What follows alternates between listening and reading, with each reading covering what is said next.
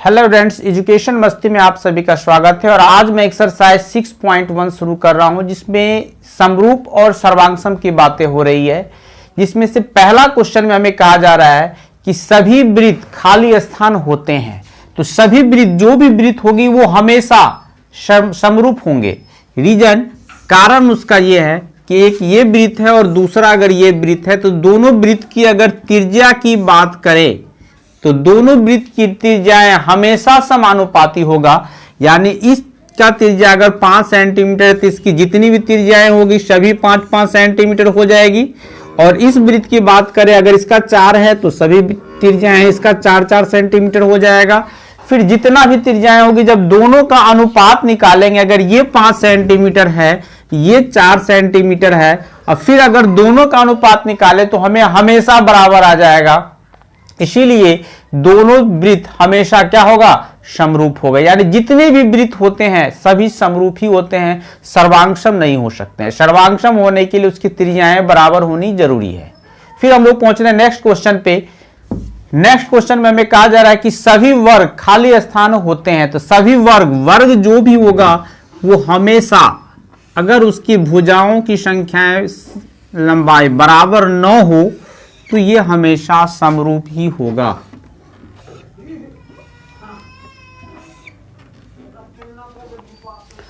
क्योंकि समरूप होने के लिए हमको क्या चाहिए? तो समरूप होने के लिए हमको भुजा समानुपाती चाहिए और सभी कोण एक दूसरे का बराबर हो जाना चाहिए।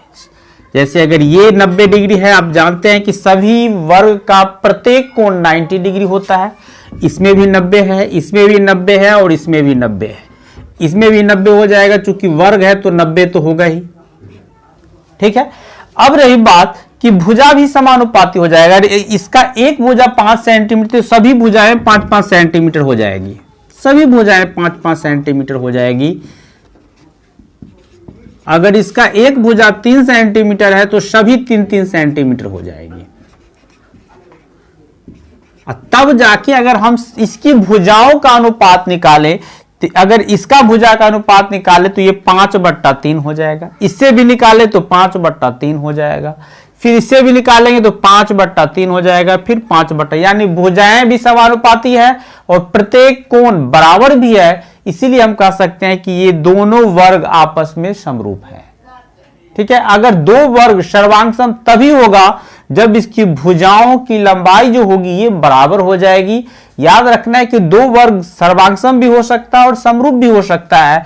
सर्वांगसम तभी होगा जब उसकी भुजाओं की लंबाई जो होगी क्या हो जाएगी? बराबर हो जाएगी। फिर हम लोग पहुंच रहे हैं नेक्स्ट क्वेश्चन पे। नेक्स्ट क्वेश्चन में कहा जा रहा है कि सभी त्रिभुज खाली स्थान होते हैं। तो सभी त्रिभुज, कौन सा त्रिभुज? त्रिभुज मेरे पास समबाहु त्रिभुज है, विषमबाहु त्रिभुज है और समद्विबाहु त्रिभुज है। समबाहु त्रिभुज की तो भुजाएं अलग अलग होगी, तो वो तो अनुपात बराबर हो नहीं सकता है। समद्विबाहु त्रिभुज की बात करें तो समद्विबाहु त्रिभुज में जरूरी नहीं है कि दोनों भुजाओं की लंबाइयों का अनुपात बराबर और दोनों का कोण उस त्रिभुज के कोण के बराबर हो। तो इसका जवाब हो जाएगा मेरे पास समबाहु त्रिभुज। चूंकि जो भी समबाहु त्रिभुज होगा उस समबाहु त्रिभुज का प्रत्येक कोण मेरा 60-60 डिग्री होगा। क्योंकि आप जानते हैं कि समबाहु त्रिभुज का प्रत्येक कोण 60-60 डिग्री होता है। सभी एंगल 60-60 डिग्री। जब इसमें 60-60 डिग्री है तो इसमें भी 60 डिग्री करके हो जाएगा। और इसकी सभी भुजाएं भी बराबर होती है। जब भुजाएं बराबर होती है तो उसका अनुपात भी बराबर हो जाएगा। जब इस त्रिभुज की बात करें, अगर ये 5 सेंटीमीटर है तो ये भी 5 सेंटीमीटर हो गया मेरा, ये भी 5 सेंटीमीटर हो गया। ये अगर 4 सेंटीमीटर की बात करें तो ये भी 4 सेंटीमीटर, 4 सेंटीमीटर, 4 सेंटीमीटर। यानी ये कह सकते हैं कि दोनों त्रिभुज में, यानी समबाहु त्रिभुज की स्थिति में, दोनों समबाहु त्रिभुज का सभी भुजाओं का अनुपात जो होगा वो बराबर हो जाएगा और सभी कोण बराबर हो जाएगा। इसीलिए हम कह सकते हैं कि सभी समबाहु त्रिभुज समरूप होते हैं। दो समबाहु त्रिभुज सर्वांगसम भी हो सकते हैं, लेकिन सर्वांगसम तभी होगा जब उसकी भुजाओं का अनुपात 1 हो। यानी ये कह सकते हैं कि दोनों की भुजाएं की लंबाई क्या हो जानी चाहिए? बराबर हो जानी चाहिए। तभी जाके वो दोनों त्रिभुज आपस में क्या होगा? सर्वांगसम होगा। भुजाओं की संख्या समान वाले दो बहुभुज समरूप होंगे। इसका मकसद है कि वो समरूप होने से पहले क्या होगा कि उस संगत कोण जो होगा वो हमेशा बराबर होगा, उसकी संगत भुजाएं जो है वो समानुपाती हो जाएगा। जैसे एक छोटा सा एक एग्जांपल हम ले लेते हैं कि अगर ये त्रिभुज है ए बी सी और एक त्रिभुज सपोज कर लेते हैं ये है मेरा डी ई और एफ, ये जो दो त्रिभुज है इसकी अब कह रहा है कि क्या ये समरूप होगा। तो समरूप होने के लिए हमको क्या चाहिए, इसका तीनों एंगल, ये एंगल संगत का संगत ए डी के बराबर हो जाना चाहिए, बी ई के बराबर हो जाना चाहिए, कम से कम दो एंगल बराबर होना चाहिए। दो एंगल बराबर होगा, तीसरी एंगल अपने आप बराबर हो जाएगी।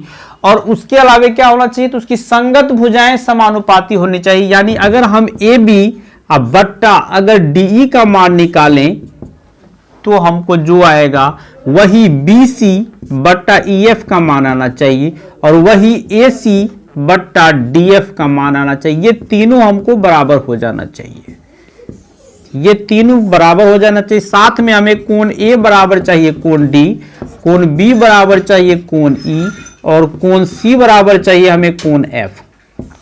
यानी अगर भुजाओं की संख्या समान है तो वो त्रिभुज समरूप तभी हो सकता है जब उसका संगत कोण बराबर हो जाना चाहिए। यहां हमने लिखा है उसका संगत कोण बराबर हो जाना चाहिए और उसकी संगत भुजाएं जो है वो समानुपाती हो जाना चाहिए।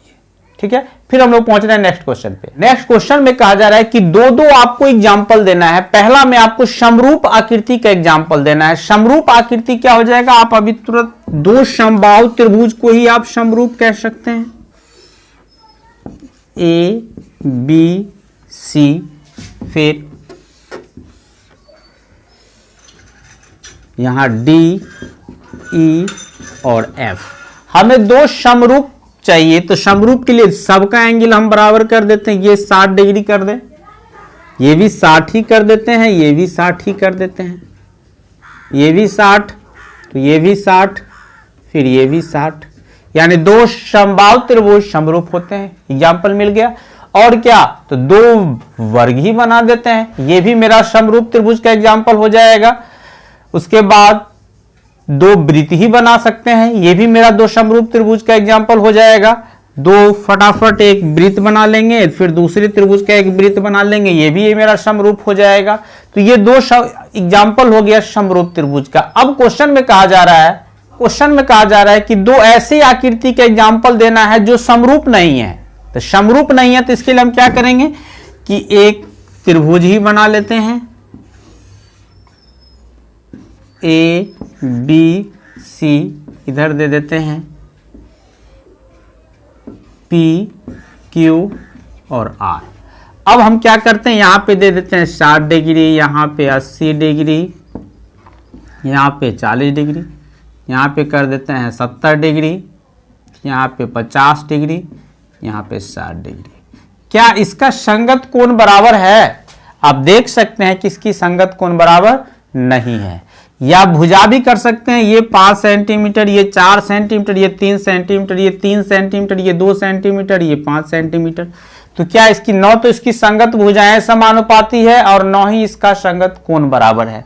कोण ए देख रहे हैं, ये 60 है तो ये 70 है, ये 80 है तो ये 50, ये 40 है तो ये 60 है। अगर भुजाओं का अनुपात निकाले तो ये 5, तो ये 3, तो ये 5/3 हो जाएगा, ये 4/2 हो जाएगा, 3/5 हो जाएगा, जो बराबर नहीं है। मतलब ये कह सकते हैं कि ये समरूप नहीं है।